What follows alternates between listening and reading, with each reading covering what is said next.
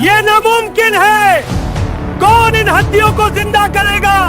ए मेरी कौम, इन रसूलों की पैरवी करो जो तुमसे कोई अजर नहीं मांगते। ए मेरी कौम, यकीनन वही हिदायत याफ्ता है। हम कभी नीचे नहीं झुकेंगे, हम अपनी रिज़्ज़ा से काम करते हैं। अगर तुम सच्चे हो तो ये कियामत का वादा कब आएगा? ये क्या हो रहा है? हम कुछ देख नहीं पा रहे। काश मेरी कौम जानती कि मेरे रब ने मुझे बख्शा और मुझे इज्जत दी। सूरत यासीन के नाजिल होने से पहले काफिरों ने गुस्ताखी से नबी सल्लल्लाहु अलैहि वसल्लम को चैलेंज किया कि इन मुर्दा हड्डियों को दोबारा जिंदगी कौन देगा? ये नामुमकिन है, कोई नहीं कर सकता, तुम झूठे हो, तुम पैगंबर नहीं हो। ये नामुमकिन है। कौन इन हड्डियों को जिंदा करेगा?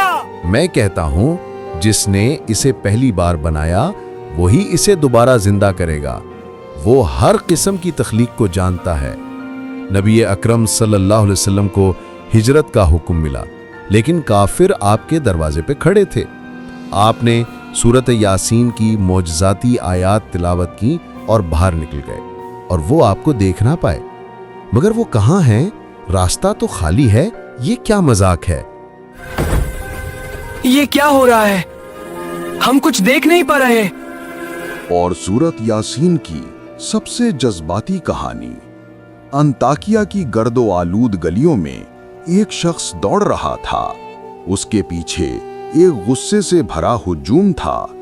वो जानता था कि उसके अल्फाज उसे मरवा सकते हैं, लेकिन उस दिन वो सच के लिए खड़ा हो गया। उसने रसूलों की तायीद की। अगर आप तैयार हैं तो आइए शुरू करते हैं। सूरत यासीन, जिसे कुरान का दिल कहा जाता है, मक्का में नाजिल हुई। कुरैश कबीले ने जहां हमारे नबी रहते थे उनके पैगाम को कबूल नहीं किया और मौत के बाद जिंदगी का इनकार किया। लोगों के दिल सख्त हो गए, शक्कूक व शुबहात उनके दिलों को भर रहे थे। उस वक्त अल्लाह ने इस सूरत को उनके दिलों को नरम करने, उन्हें सच्चाई दिखाने और उन्हें जिंदगी और मौत का राज सिखाने के लिए नाजिल किया। इसमें 83 आयात हैं। इस सूरत का नाम यासीन हुरूफ से लिया गया है, जो इसकी पहली आयत बनाते हैं। सूरत यासीन के अहम मौज़ूआत ये हैं: एक शख्स के अखलाकी फ़राइज़, वही अंताकिया के लोगों की तरफ भेजे गए अंबिया जिन्होंने नबी का इनकार किया, अल्लाह की वहदानियत और कुदरत के निशानात, मौत के बाद दोबारा जी उठना, क़यामत का दिन और सज़ा। कसम है हिकमत वाले कुरान की, और बेशक ए रसूल, आप यकीनन रसूलों में से हैं। अल्लाह अपने ही कलाम यानी कुरान की कसम खाता है। कसम उस चीज़ की कद्र को जाहिर करती है जिसकी कसम खाई जा रही है, और ये जाहिर करती है कि इसके बाद के अल्फाज यकीनी और सच्चे हैं। मकसद ये है कि मोहम्मद सल्लल्लाहु अलैहि वसल्लम अपने पास से नहीं बोलते, वो अल्लाह के सच्चे रसूल हैं, और वो जो रास्ता लाए हैं वही वाहिद सीधा रास्ता है। लेकिन अल्लाह इस किताब की और अपने नाम हकीम की कसम क्यों खाता है? ये एक ऐसा अंदाज है जिसे इंसान समझ सके। इसी तरह अल्लाह कुरान में एक ऐसे अंदाज में बात करता है जिसे इंसान समझ सके। कसम का इजहार इसी अंदाज का हिस्सा है। अल्लाह की कसम उसे इंसानों के दर्जे पर नहीं लाती, बल्कि ये लोगों को पैगाम की खत्मी यकीन दहानी कराने का एक तरीका है। आप सीधे रास्ते पर हैं। ये कुरान अल्लाह की तरफ से आप पर नाजिल की गई किताब है, जो हमेशा गालिब और हमेशा रहम करने वाला है, ताकि आप उस कौम को खबरदार करें जिनके बाप दादा को पहले खबरदार नहीं किया गया था और जो गफलत की हालत में हैं। मक्का के लोगों ने तवील अरसे तक कोई नबी नहीं देखा था। वही के इस तवील वक्फे की वजह से वो इलाही तंबीह से दूर हो गए थे। ये पैगाम पहले कुरैश से शुरू होकर फिर बतदरीज पूरी इंसानियत तक पहुंचेगा। यह आयत खौफनाक सच्चाई बताती है कि कुछ लोग अपनी जिद की वजह से पहले ही सज़ा के हकदार हो चुके हैं। जब कोई शख्स अपनी आज़ाद मर्जी को मुसलसल बुराई के लिए इस्तेमाल करता है तो दिल आहिस्ता आहिस्ता सच्चाई के लिए बंद हो जाता है। हमने उनकी गर्दनों में लोहे के तोक डाल दिए हैं जो उनकी ठोड़ियों तक पहुंचे हुए हैं, इसलिए उनके सर ऊपर उठे हुए हैं। हमने उनके आगे एक रुकावट और उनके पीछे एक रुकावट डाल दी है। हमने उन्हें ढांप दिया है ताकि वो देख न सकें। हम कभी नीचे नहीं झुकेंगे, हम अपनी रिज्जा से काम करते हैं। ये आयात काफिरों की अंदरूनी हालत को एक ताकतवर इस्तिआरे से बयान करती हैं। उनकी जिद और गुरूर उनकी गर्दनों में लोहे के तोक की मानंद है। उनके सर ऊंचे हैं, यानी वो इतने मगरूर हैं कि नीचे देखकर सच्चाई नहीं देख सकते। रुकावटें उनके अपने तासुबात और तयशुदा ख्यालात हैं जो सच्चाई को उन तक पहुंचने से रोकते हैं। उनके सामने मुस्तकबिल का खौफ और आखिरत का इनकार, और उनके पीछे इस दुनिया की मोहब्बत की दीवारें हैं। बराबर है ख्वाह आप उन्हें डराएं या न डराएं, वो ईमान नहीं लाएंगे। आप सिर्फ उसी शख्स को खबरदार कर सकते हैं जो नसीहत, कुरान की पैरवी करता है और जो रहमान से गायबाना डरता है। जो शख्स अल्लाह की इज्जत करता है उसे देखता नहीं और कुरान की पैरवी करता है, वो तंबीह से फायदा उठाएगा। उनका इनाम न सिर्फ जन्नत है बल्कि अल्लाह की बख्शिश भी है। यकीनन हम मुर्दों को दोबारा जिंदा करेंगे। हम वो सब कुछ लिखते हैं जो वो करते हैं और हर असर निशान जो वो अपने पीछे छोड़ते हैं। हर चीज को इमाम मबीन यानी वाज़ेह किताब नामी किताब में वाज़ेह तौर पर रखा और लिखा जाता है। आयत में जो काम वो अपने पीछे छोड़ गए का जुमला बहुत अहम है। एक शख्स मर जाता है लेकिन जो नुकूश वो पीछे छोड़ता है वो जिंदा रहते हैं। ये कोई किताब, कोई नेक बच्चा, कोई सदका जारिया या कोई बुरी रिवायत हो सकती है। सूरत यासीन के अगले हिस्से में एक तारीखी मिसाल दी गई है। बहुत सी तफासीर कहती हैं कि ये जगह अंताकिया थी। अल्लाह ने रहमत करते हुए शहर में 2 रसूल भेजे। जब लोगों ने उन्हें झुठला दिया तो अल्लाह ने उन्हें तीसरे रसूल से तक़वियत बख्शी। लेकिन काफिरों ने एक आम बहाना इस्तेमाल किया, तुम तो बस हमारे जैसे इंसान हो, खाना खाते हो, सोते हो, तुम रसूल कैसे हो सकते हो? रसूलों ने जवाब दिया कि इनका फर्ज सिर्फ पैगाम पहुंचाना है, वो ईमान लाने पर मजबूर करने नहीं भेजे गए। लोगों ने फिर फाका कशी या बीमारी जैसे मसाइल के लिए रसूलों को मौरद इल्जाम ठहराया। रसूलों ने सख्ती से जवाब दिया, बदकिस्मती बाहर से नहीं आती, ये तुम्हारे अपने आमाल और हक के इनकार से आती है। हम तो बस तुम्हें सीधा रास्ता दिखाते हैं। जब ये सब हो रहा था, एक बहादुर शख्स मंजर पर आया जिसे बहुत से मुफस्सिरीन हबीबुल नजार कहते हैं। वो शहर के दूर दराज इलाके से आया। उसकी दलील बहुत मजबूत थी। ये रसूल तुमसे कोई पैसा या कोई फायदा नहीं मांगते। अगर वो तुमसे कुछ नहीं चाहते तो वो झूठ क्यों बोलेंगे? ए मेरी कौम, इन रसूलों की पैरवी करो जो तुमसे कोई अजर नहीं मांगते। ए मेरी कौम, यकीनन वही हिदायत याफ्ता है। ये हमें एक अहम सबक सिखाता है। वो शख्स जो इस दुनिया में किसी उजरत या बदले की तवक्को नहीं रखता, वही खुलूस और ईमानदारी से बात करता है। इस मोमिन ने अल्लाह की वहदानियत का दिफा किया और मंतकी तौर पर वजाहत की कि बुत या ताकतवर लोग किसी को बचा नहीं सकते। उसने अल्लाह को तुम्हारा रब कहकर याद दिलाया कि वो सिर्फ इसका रब नहीं बल्कि उन सब का रब है जो इनकार कर रहे हैं। उसने पूरे हौसले के साथ अल्लाह के बारे में बात की और उसकी वहदानियत पर खुलकर बात की। इसका पैगाम ये था, तुम हमें नुकसान नहीं पहुंचा सकते जब तक कि अल्लाह इजाजत न दे। अगर हमें कुछ होता है तो हम उसे कबूल करते हैं क्योंकि ये अल्लाह की इजाजत से हुआ है। ये हजरत इब्राहीम अलैहिस्सलाम की याद दिलाता है जो अल्लाह पर मुकम्मल भरोसा रखकर आग में फेंके जाने को कबूल कर लिया था। इसकी कौम ने इस पर हमला किया और इसे कत्ल कर दिया और वो शहीद हो गया। आयत मौत का लम्हा नहीं दिखाती बल्कि सीधे नतीजे पर जाती है। जब उसकी कौम ने उसे मार डाला तो उसे कहा गया, जन्नत में दाखिल हो जाओ। اس نے کہا، کاش میری قوم جانتی کہ میرے رب نے مجھے بخش دیا اور مجھے عزت بخشی ہے۔ کاش میری قوم جانتی کہ میرے رب نے مجھے بخشا اور مجھے عزت دی۔ اب سوچیں، آپ قتل کر دیے گئے ہیں اور جنت آپ کو دکھائی جا رہی ہے، آپ خوش ہیں، پھر بھی آپ کا دل نرم اور غمگین ہے کیونکہ آپ کی قوم سچ نہیں جانتی۔ آپ ان پر غصہ نہیں کرتے بلکہ ان کے لیے گہری رحمت محسوس کرتے ہیں۔ یہ ایمان اور شفقت کا ایک حیرت انگیز درجہ ہے۔ اس کی کہانی اللہ نے سورت یاسین کے پہلے صفحے پر لکھی اور اس بہادر شخص کو ہمارے سب کے لیے ایک مثال کے طور پر پیش کیا۔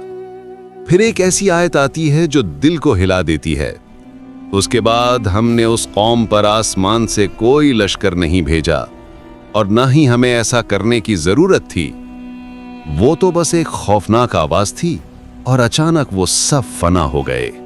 ہائے افسوس میرے بندوں پر، جب بھی ان کے پاس کوئی رسول آیا وہ ہمیشہ اس کا مذاق اڑاتے رہے۔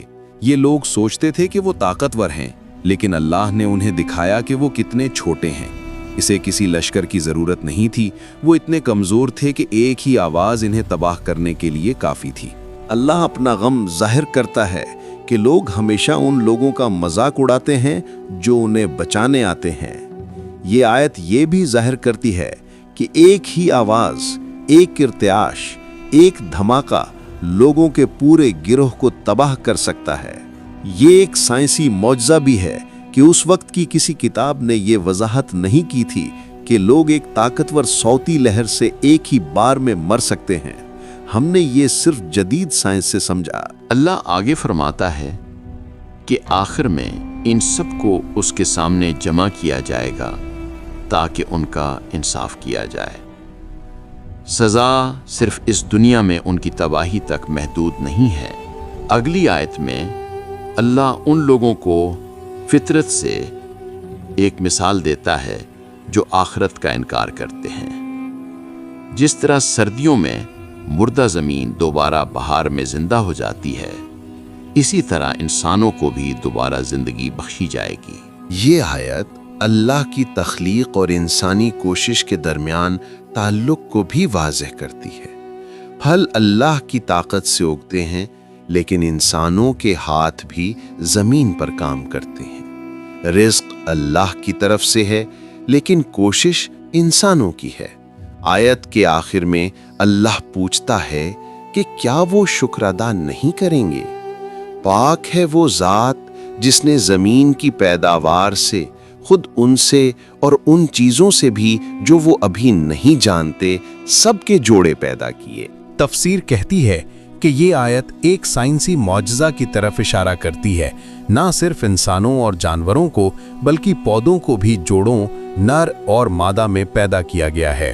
جن چیزوں کو وہ نہیں جانتے، وہ جدید سائنس میں دریافت ہونے والے کئی دوہرے نظاموں جیسے بجلی، مثبت منفی، مادہ اور ضد مادہ کی طرف بھی اشارہ کرتا ہے۔ اللہ اگلی آیت میں جاری رکھتا ہے، اور رات بھی ان کے لیے ایک نشانی ہے، ہم اس سے دن کی روشنی کو کھینچ لیتے ہیں اور اچانک وہ اندھیرے میں رہ جاتے ہیں، اور سورج اپنے ایک مقررہ راستے پر چلتا ہے۔ یہ اس غالب اور کامل علم والے اللہ کا حکم ہے۔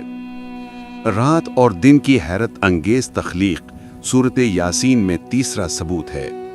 زمین کی اصل حالت اندھیرا ہے، روشنی عارضی ہے۔ جیسے ہی زمین گھومتی ہے، روشنی ہٹ جاتی ہے اور اندھیرا اس کی جگہ لے لیتا ہے۔ یہ واضح ہے کہ اللہ کے علاوہ کسی ہستی میں رات کے آنے یا دن کے جانے کو روکنے کی طاقت نہیں ہے۔ چوتھا ثبوت سورج ہے، ہمارا رب جس کی طاقت کی کوئی حد نہیں اور جو سب کچھ جانتا ہے، سورج کو ایک مقررہ راستے پر رکھا ہے۔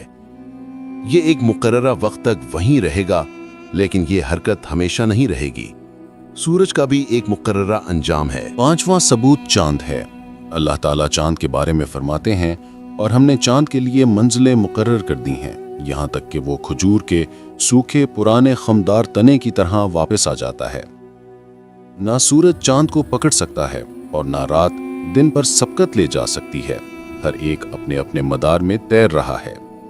یہاں تک کہ سب سے چھوٹی دنیا میں بھی یہی نظام موجود ہے۔ मॉलिक्यूल्स हरकत करते हैं और अपने रास्तों पर थरथराते हैं। एटम और इनके ज़र्रात मुकर्ररा मदारों में हरकत करते हैं। कायनात की हर हरकत बड़ी कहकशां से लेकर छोटे ज़र्रे तक एक मुकम्मल मंसूबे की पैरवी करती है। फिर अल्लाह अगली आयत में फरमाता है, और उनके लिए एक और निशानी ये है कि हमने उनकी औलाद को भरी हुई कश्तियों में उठाया और हमने उनके लिए बहुत सी दूसरी सवारियां भी पैदा की जिन पर वो सवार होते हैं। अगर हम चाहें तो उन्हें डबो सकते हैं और उनका कोई मददगार नहीं होगा और ना कोई बचने का रास्ता। वो सिर्फ हमारी रहमत की वजह से बचते हैं और इसलिए कि हम उन्हें एक मुकर्ररा वक्त तक जीने की इजाजत देते हैं। बहुत सी चीजें जहाज की तरह हैं जिन पर वो सवार होते हैं का जुमला मुस्तकबिल की गाड़ियों, हवाई जहाज़ों, ट्रेनों और यहाँ तक कि खलाई जहाज़ों की तरफ भी इशारा कर सकता है। जब उन्हें कहा जाता है कि तकवा वाली जिंदगी से अपने आप को महफूज रखो ताकि तुम रहम के मुस्तहिक बनो और इस दुनिया में अच्छी जिंदगी और आखिरत में अबदी खुशी हासिल करो, तो वो तवज्जो नहीं देते। और जब उनसे कहा जाता है कि अल्लाह ने जो तुम्हें रिस्क दिया है इसमें से ज़रूरतमंदों को दो, तो काफिर ईमान वालों से कहते हैं, क्या हम उन्हें खिलाएं जिन्हें अल्लाह चाहता तो खुद खिला देता? क्या यह हमारा काम है? तुम तो खुली गुमराही में हो। ये आयात वाज़ह करती हैं कि काफिर किस तरह समाजी नाइंसाफी को जायज़ ठहराते हैं। वो कहते हैं कि अगर अल्लाह चाहता तो गरीबों को खुद खिला देता, तो मुझे क्यों देना चाहिए? इस तरह वो अपने कंजूसी के लिए तकदीर को बहाना बनाते हैं। अगली आयत कहती हैं, वो पूछते हैं, अगर तुम जो कहते हो वो सच है तो ये वादा किया गया अजाब क़यामत का दिन कब आएगा? वो तो बस एक खौफनाक आवाज का इंतजार कर रहे हैं जो उन्हें अचानक आ पकड़ेगी। जबकि वो आपस में बहस कर रहे होंगे, उस वक्त ना तो वो वसीयत कर सकेंगे और ना अपने खानदानों की तरफ लौट सकेंगे। और सूर फूंका जाएगा और अचानक वो अपनी कब्रों से निकलकर अपने रब की तरफ दौड़ेंगे। वो कहेंगे, हाय अफसोस हम पर, हमें हमारी नींद की जगह से किसने उठा दिया। ये वही है जिसका रहमान ने वादा किया था और रसूलों ने सच कहा था। आयत 55 में जन्नत का जिक्र यूं किया गया है, इस दिन जन्नत वाले मीठी और पुरमुसर्रत सरगर्मियों में मशगूल होंगे। और अगली आयत कहती हैं, वो और उनकी बीवियां ठंडे साया में आरामदेह मसनदों पर बैठे होंगे। वहाँ उनके लिए हर तरह के फल होंगे और जो कुछ उनके दिल चाहेंगे वो सब होगा। और उनके रब जो सरापा रहमत है की तरफ से वो ये अल्फाज सुनेंगे, तुम पर सलामती हो। लेकिन सबसे बड़ी नेमत ये है, रहमत से भरपूर रब उन्हें ज़ाती तौर पर मुबारकबाद देगा और उनसे कहेगा, तुम पर सलामती हो। फिर काफिरों को पुकारा जाएगा, ऐ गुनाहगार काफिरों, आज ईमान वालों से अलग हो जाओ और एक तरफ खड़े हो जाओ। अल्लाह उन्हें इस वादे की याद दिलाएगा जो उसने इंसानियत से लिया था कि शैतान की इबादत ना करना। शैतान की पैरवी का मतलब सिर्फ उसकी पूजा नहीं बल्कि उसकी बुराइयों पर अमल करना भी है। फिर अल्लाह फरमाता है, ऐ बनी आदम, क्या मैंने तुमसे ये अहद नहीं लिया था कि शैतान की इबादत ना करना, क्योंकि वो तुम्हारा खुला दुश्मन है, और सिर्फ मेरी इबादत करना, यही सीधा रास्ता है। लेकिन उसने तुम में से बहुत सी नस्लों को गुमराह कर दिया, तो क्या तुम अक्ल इस्तेमाल नहीं करते थे? फिर अल्लाह फरमाता है, ये वो जहन्नम है जिससे तुमको डराया गया था। चूंकि तुम इनकार करते रहे और काफिर ही मरे, इसलिए आज इसमें दाखिल हो जाओ ताकि जलते रहो। उस दिन हम उनके मुंहों पर मोहर लगा देंगे, उनके हाथ हमसे बात करेंगे और उनके पांव गवाही देंगे कि वो क्या करते थे। सूरत फुसलत में इस मंजर को मजीद तफसील से बयान किया गया है कि जब वो आग के सामने खड़े होंगे तो उनके कान, आंखें और खालें भी उनके खिलाफ गवाही देंगी। आयात 66 और 67 जारी हैं। अगर हम चाहते तो उनकी आंखें मुकम्मल तौर पर अंधी कर देते, फिर वो रास्ते की तरफ दौड़ते, लेकिन वो कैसे देख पाते? अगर हम चाहते तो उनकी शक्लें बदल देते और उन्हें अपनी जगहों पर मुंजमिद कर देते, फिर वो ना आगे बढ़ सकते और ना पीछे मुड़ सकते। अल्लाह हमें याद दिलाता है کہ یہ زندگی ایک امتحان ہے۔ اگر اللہ چاہتا تو ان کے انکار کی وجہ سے ان کی بینائی چھین لیتا اور وہ ایمان لانے پر مجبور ہو جاتے۔ اگر وہ چاہتا تو ان کی انسانی شکل چھین کر انہیں پتھر یا گمراہ جانوروں میں بدل دیتا۔ آیت 68 کہتی ہے، اور جسے ہم لمبی عمر دیتے ہیں اسے ہم تخلیق میں الٹا یعنی بڑھاپے کی کمزوری کر دیتے ہیں، تو کیا وہ نہیں سمجھتے کہ وہ کہاں جا رہے ہیں؟ آیات 69 اور 70 جاری ہیں۔ ہم نے نبی کو شاعری نہیں سکھائی اور نہ یہ ان کے لیے مناسب ہے۔ ہم نے انہیں جو کتاب دی ہے وہ تو ایک نصیحت اور ایک واضح پیغام ہے۔ ہم نے قرآن اس لیے بھیجا تاکہ وہ ان لوگوں کو خبردار کرے جن کے دل زندہ ہیں اور کافروں کے خلاف حجت تمام ہو جائے۔ آیات 71 سے 76 کہتی ہیں، کیا وہ نہیں دیکھتے کہ ہم نے اپنی قدرت سے ان کے لیے بہت سے جانور پیدا کیے جن پر وہ آسانی سے قابو پاتے ہیں، کچھ پر وہ سواری کرتے ہیں اور کچھ کو کھاتے ہیں، ان کے لیے بہت سے فوائد اور دودھ بھی ہیں، تو کیا وہ شکر ادا نہیں کریں گے؟ پھر بھی وہ اللہ کے علاوہ معبود بنا لیتے ہیں، یہ سوچ کر کہ یہ جھوٹے معبود ان کی مدد کریں گے۔ اگلی 3 آیات کہتی ہیں، کیا انسان اس پر غور نہیں کرتا کہ ہم نے اسے ایک حقیر قطرے سے پیدا کیا، پھر وہ اپنی ہی تخلیق کو بھول جاتا ہے اور ہمارے لیے مثال دیتا ہے اور کہتا ہے کہ ان سڑی ہوئی ہڈیوں کو کون زندگی دے گا؟ کہہ دیجئے وہی انہیں زندگی دے گا جس نے انہیں پہلی بار بنایا تھا، اور وہ ہر قسم کی تخلیق کو پوری طرح جانتا ہے۔ آیت 80 کہتی ہے، وہی ہے جو تمہارے لیے ہر درخت سے آگ نکالتا ہے اور تم اس سے اپنی آگ جلاتے ہو، جو ذات پانی اور آگ جیسے متضاد مادوں سے زندگی اور توانائی پیدا کر سکتی ہے، وہ مردوں سے زندہ کو بھی نکال سکتی ہے۔ آیات 81 سے آخری آیت تک کہتی ہیں، جس نے آسمانوں اور زمین کو پیدا کیا، کیا وہ انسانوں کو مرنے کے بعد دوبارہ پیدا نہیں کر سکتا؟ یقیناً وہ کر سکتا ہے۔ وہ تو ایسا ہے کہ جب وہ کسی چیز کا ہونا چاہتا ہے تو صرف کہتا ہے کن، اور وہ ہو جاتی ہے۔ پاک ہے وہ ذات جو ہر عیب اور شریک سے پاک ہے، اسی کے ہاتھ میں ہر چیز کی مکمل ملکیت اور کنٹرول ملکوت ہے، اور تم سب اسی کی طرف لوٹائے جاؤ گے۔ سورہ یاسین توحید اور آخرت کے 2 عظیم موضوعات پر مہر لگا کر ختم۔ اگر آپ کو ہماری ویڈیو پسند آئی ہے تو ویڈیو کو لائک اور شیئر کریں۔